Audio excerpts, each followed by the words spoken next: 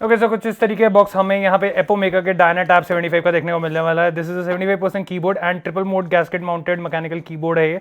And इसमें हमें dot matrix display जो है वो देखने को मिल जाता है। एंड कीबोर्ड की लुक हमें कुछ यहाँ पे इस तरीके की देखने को मिल जाएगी। ओके सो हमारा कीबोर्ड खुलता है कुछ इस तरीके से। एंड सबसे पहले आप देखेंगे यार एपोमेका पैकिंग में कोई कमी नहीं छोड़ता।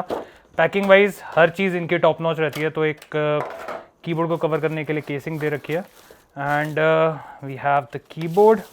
तो कीबोर्ड की लुक कुछ इस तरीके की हमें मिलने वाली है। एकदम डिफरेंट सा कीबोर्ड है। क्या क्या डिफरेंट मिल रहा है अभी इसके बारे में पूरी डिटेल में बात करते हैं।